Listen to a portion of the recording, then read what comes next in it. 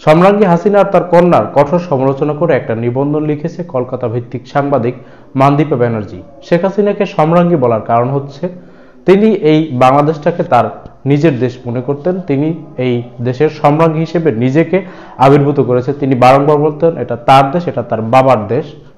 শেখ হাসিনার এই অবৈধ ক্ষমতা ব্যবহার করে তার মেয়ে সায়মা ওয়াজেদ পুতুলকে আঞ্চলিক পরিচালক বানানো হয়েছে বিশ্ব স্বাস্থ্য সংস্থার।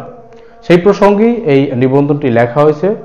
এই নিবন্ধনে লেখা বিষয়গুলো অনেক আগেই বাংলাদেশের রাজনীতিতে আলাপ হয়েছে। শেখ হাসিনা যখন তার ক্ষমতার অপব্যবহার করে তার কন্যা সায়মা ওয়াজেদ পুতুলকে বিশ্ব স্বাস্থ্য সংস্থার আঞ্চলিক পরিচালক পদে মনোনয়ন দিয়েছেন, তখন থেকে এই আলাপগুলো বাংলাদেশের রাজনৈতিক মাঠে চলছিল।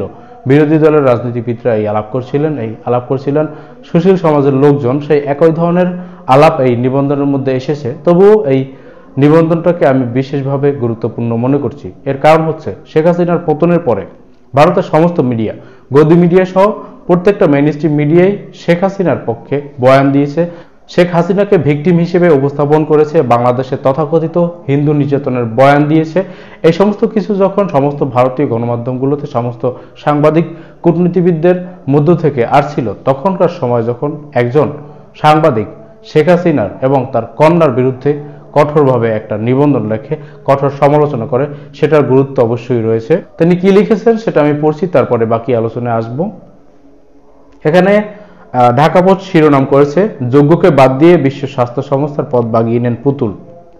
দুর্নীতি ও অর্থ আত্মসাতের অভিযোগে কয়েকদিন আগে যুক্তরাজ্যের সিটি মন্ত্রীর পদ হারান শেখ হাসিনার বোনের মেয়ে টিউলিপ সিদ্দিক।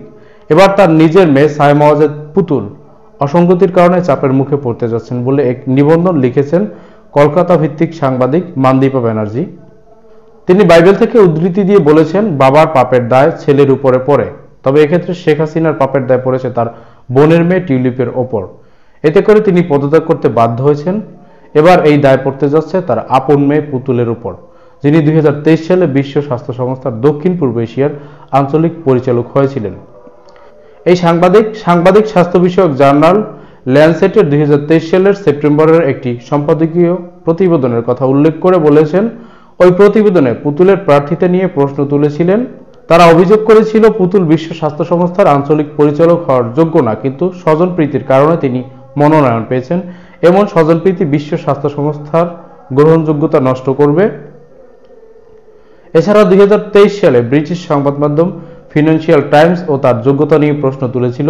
এতে বলা হয়, আঞ্চলিক পরিচালক পদের জন্য সায়মা ওয়াজেদ পুতুলের সাথে আরেকজন প্রার্থী ছিলেন নেপালের শম্ভু আচার্য। তিনি ছিলেন বিশ্ব স্বাস্থ্য সংস্থার একজন ঊর্ধ্বতন কর্মকর্তা, যিনি 30 বছর যাবৎ সেখানে কাজ করেছেন। এছাড়া জনস্বাস্থ্যের উপর তার পিএইচডি ডিগ্রি রয়েছে। অন্যদিকে সায়মা ওয়াজেদ পুতুল মানসিক স্বাস্থ্য সচেতনতা নিয়ে কাজ করতেন। তার বেশিরভাগ কাজ ছিল অটিজম নিয়ে। প্রতিবেদনে আরও বলা হয়, সায়মা ওয়াজেদ স্কুল সাইকোলজিস্ট হিসেবে প্রশিক্ষণপ্রাপ্ত এবং তিনি একটি দাতব্য ও গবেষণা সংস্থা দেখাশোনা করতেন। একটি আন্তর্জাতিক সংস্থার বড় বাজেট নিয়ে কাজ করার অভিজ্ঞতা নেই তার। আঞ্চলিক পরিচালক হওয়ার আগে পুতুল তার মা ও তৎকালীন প্রধানমন্ত্রী শেখ হাসিনার সঙ্গে বিভিন্ন সফরে যেতেন। বিশ্ব স্বাস্থ্য সংস্থায় 30 বছরের কাজের অভিজ্ঞতা থাকা সত্ত্বেও একজন লোক এই আঞ্চলিক পরিচালক পদে নির্বাচিত হতে পারেননি সায়মা ওয়াজেদ পুতুলের কারণে। এখানে শুধু সায়মা ওয়াজেদ পুতুলের দায় নয়, দায় কিন্তু ভারতেরও রয়েছে। ভারত তাদের প্রার্থীকেও সরিয়ে নিয়েছে বা তারা প্রার্থী দেয়নি যখন জানতে পেরেছে যে শেখ হাসিনা তার কন্যাকে প্রার্থী করছেন। মূলত ভারত শেখ হাসিনাকে আরও ভালোভাবে আটকাতে চেয়েছেন। শেখ হাসিনার কন্যা আঞ্চলিক পরিচালক হলে ভারতে থাকবেন। শেখ হাসিনার কন্যাকে দিয়ে শেখ হাসিনাকে আরও চাপে ফেলে আরও অনেক কিছু হাসিল করা যাবে, সেজন্য ভারত এই ধরনের ষড়যন্ত্র করে এই সায়মা ওয়াজেদ পুতুলকে সুযোগ করে দিয়েছেন। যাই হোক, প্রার্থিতার যে মানদণ্ড ছিল সেই মানদণ্ড অনুযায়ী শেখ হাসিনার কন্যা সায়মা ওয়াজেদ পুতুল সেখানে যোগ্য নয়। শেখ পুতুল বলবো আমি, সায়মা ওয়াজেদ পুতুল না বলে। সেই শেখ পুতুলকে শেখ হাসিনা মনোনয়ন দিয়েছেন সবকিছু জানা সত্ত্বেও। এটা তার ক্ষমতার অপব্যবহার। যাই হোক, এই বিষয়গুলো কিন্তু আমাদের অনেক আগেই জানা ছিল। তারপরেও এই বিষয় নিয়ে আমি আলোচনা করলাম এবং আমি মনে করছি আমাদের সকলের শোরগোল তোলা উচিত। যেহেতু ভারতীয় একজন সাংবাদিক এই নিবন্ধনটি লিখেছেন, তার নিবন্ধনে তিনি শেখ হাসিনা এবং তার কন্যা সায়মা ওয়াজেদ পুতুলের তীব্র কঠোর সমালোচনা করেছেন। এই নিবন্ধনের তাৎপর্য কি সেটা নিয়ে একটু বলছি। সেটা হচ্ছে, বাংলাদেশে তথাকথিত সংখ্যালঘু নির্যাতনের ট্যাগ দিয়ে ভারত বিভিন্ন ধরনের স্টেপ নিচ্ছে। এই সংখ্যালঘু নির্যাতন আদতে কতটুকু হচ্ছে সেটা আমরা ভালো করে জানি। তথাকথিত সংখ্যালঘু নির্যাতনের ট্যাগ দিয়ে ভারত যেগুলো করছে সেগুলো অন্যায়। বাংলাদেশে কিছু সংখ্যালঘুদের উপরে হামলা হয়েছে শেখ হাসিনার পতনের পরে, কিন্তু সেটা সংখ্যালঘু হিসেবে নয়, সেটা কেবলমাত্র হিন্দু কিংবা খ্রিস্টান কিংবা অন্য কোনো সম্প্রদায়ের লোক হিসেবে নয়, সেটা হচ্ছে রাজনৈতিক পালাবদলের একটা প্রতিহিংসা। বিগত দিনে যারা অপকর্ম করেছিল, হাসিনার দোষর হিসেবে যারা মানুষকে অত্যাচার নির্যাতন করেছে, তাদের প্রতিফল তারা পেয়েছে, যদিও এগুলোর সমর্থন আমরা করি না। যাই হোক, এই তথাকথিত সংখ্যালঘু নির্যাতনের কথা ভারত যখন বলে, তখন বাংলাদেশের সমস্ত মুসলিম রাজনীতিবিদরা এক হয়ে যদি বলে যে বাংলাদেশে সংখ্যালঘু নির্যাতন হচ্ছে না, সেটার থেকে ভ্যালুয়েবল হবে একজন হিন্দু নেতা যদি বলে, বা একজন সাধারণ হিন্দু যদি এই কথার প্রতিবাদ জানায়, আন্তর্জাতিক বিশ্বে সেটা ভ্যালুয়েবল হবে। বাংলাদেশের সব রাজনীতিবিদরা মিলে যদি বলে যে বাংলাদেশে হিন্দু নির্যাতন হচ্ছে না, অপরদিকে হিন্দু মহাজোট নেতা গোবিন্দচন্দ্র প্রামাণিক যদি বলে হিন্দু নির্যাতন হচ্ছে না, সেটার ভ্যালু বেশি।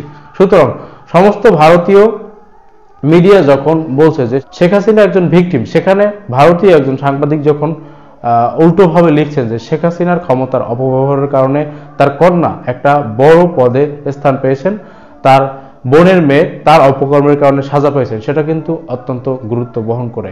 আমাদের সকলের উচিত হবে এই সমস্ত বিষয়গুলো নিয়ে আলোচনা করা, শোরগোল তোলা, সোশ্যাল মিডিয়ায় এই সমস্ত বিষয় নিয়ে আলোচনা জারি রাখা, যেটা আন্তর্জাতিকভাবে কিছুটা হলেও ইফেক্ট করবে।